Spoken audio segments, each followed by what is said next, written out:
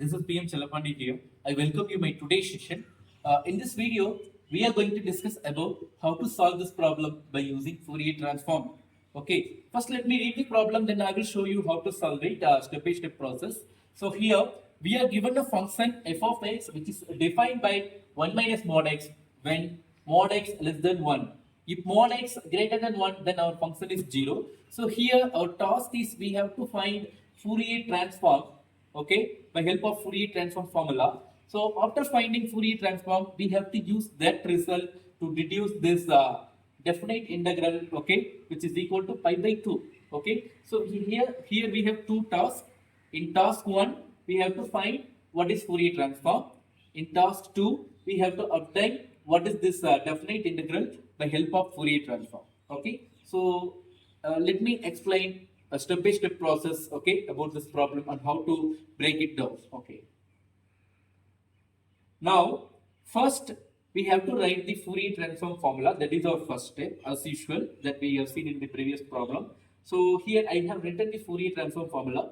After writing Fourier transform formula, what you need to do is you have to adjust this information depends on this given information in the question, right? So here in general formula we have the limit from minus infinity to plus infinity. But in our case, the f of x is defined only in minus 1 to plus 1, right? So I'm going to adjust this limit to minus 1 to 1. After adjusting limit, let's come to f of x. You have to write what is your f of x. Okay, you can get your f of x in your question. So in question itself, it's been clearly said what is f of x. It is 1 minus mod x. So I just have written 1 minus mod x for f of x. Let's come to e power isx.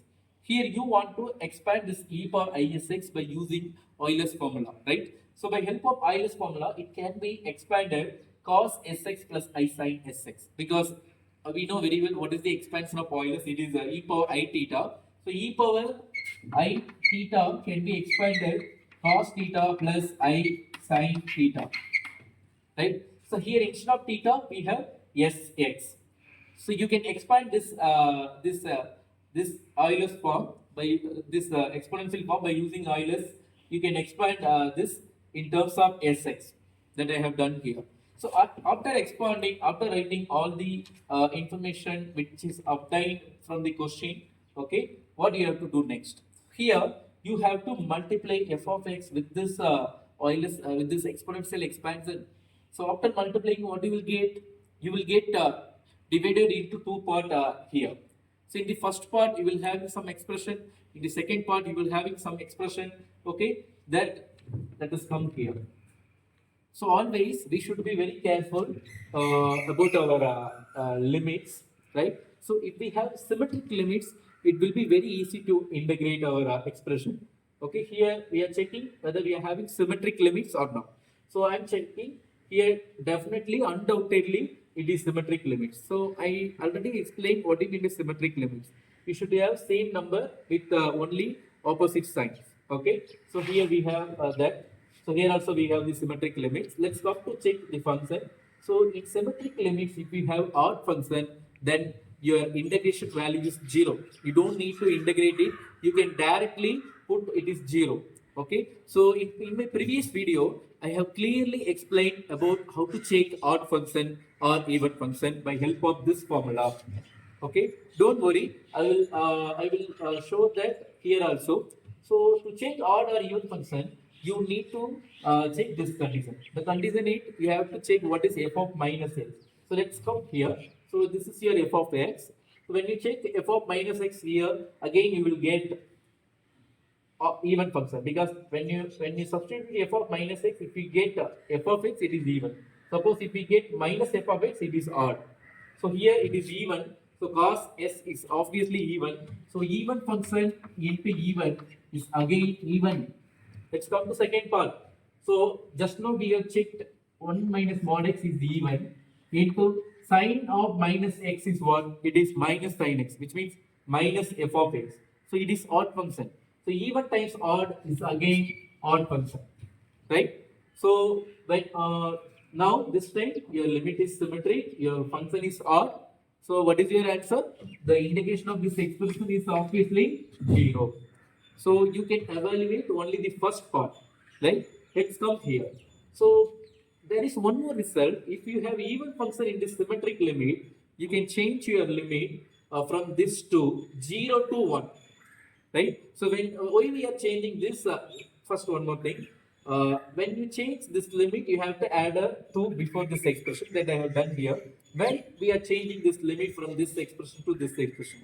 So some students are having doubt that is this mandatory? They are asking me. No, it's not mandatory. You can directly integrate this. You can substitute. You can integrate this expression with this limit itself also. But here we have both limit. When you substitute both limit, it will take time to solve the problems, right? To avoid unnecessary times, if we have 0 in the lower limit, some value will be directly 0. That is why we are making lower limit as 0. So that is why I have used this limit, this results here. So after doing all these process here, let's come to integrate this part. So to integrate this part, what we have to do? First, we have to check whether we are having single f of x or double f of x. So this one is first 1 minus mod x is the f of x. Then cos sx is another f of x. Which means u dv form. This is u, this is dv. So that is nothing but which is called Bernoulli's formula. So here you can see the Bernoulli's formula.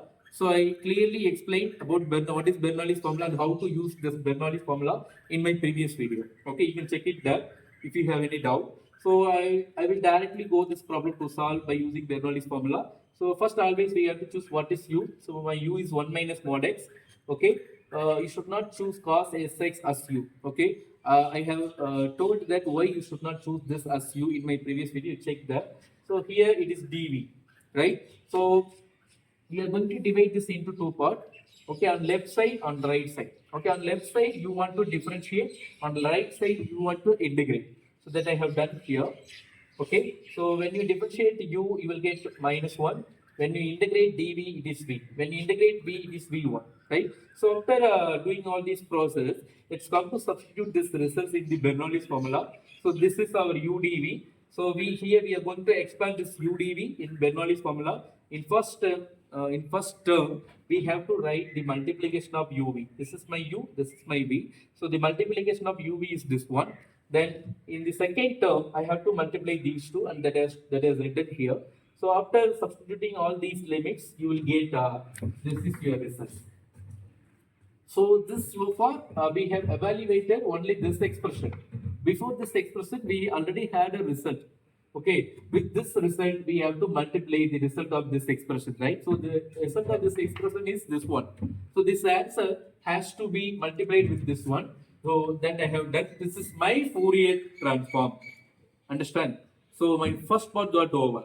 Let's move to the second part.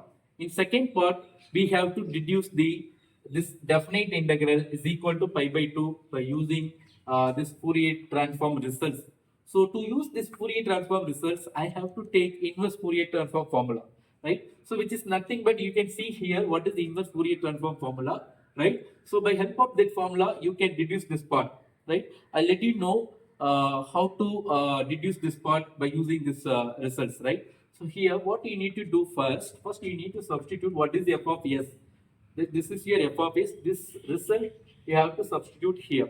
When you substitute here, this is the constant part that you can keep in the outside. There you can work on. So already we have 1 by square root of 2 pi, right? So with this result, you have to multiply this one. So it will get like this. The rest of the part I have written here. At the same time, I just have expanded what is e power minus isx. So we know very well what is e power minus theta. So what is e power I theta? Suppose if we have e power minus I theta, you have to add only minus here. That's all. What is the change? Okay. Now the same thing, you have to multiply this expression with this one and this one. Then it will get divided into two parts. Okay. In first part, we are having obviously even function in the symmetric limits because the limit is symmetric. Okay. In the second part, with the same symmetric limits, we are going to have odd function because it is sin sx, right? So always sin sx is the odd function. Okay, right? So the second part's definitely it's going to be reached 0 value. So you can directly put 0. No need to evaluate and show it 0. Let's come to the first part. With this expression, you will get this. So from this expression, you need to bring out this result. Let's come and have a quick look at this result.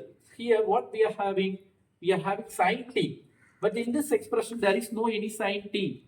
The first step is we need to bring out somehow the sine t in this expression so that you can show this result is equal to pi by 2. So for this, what I'm going to do, I'm going to take some trigonometric formula that will definitely help me to show this result, right? So here I'm going to use 1 minus cos x formula. It can be expanded to sine square s by 2. So instead of 1 minus cos x, you can use this formula, right?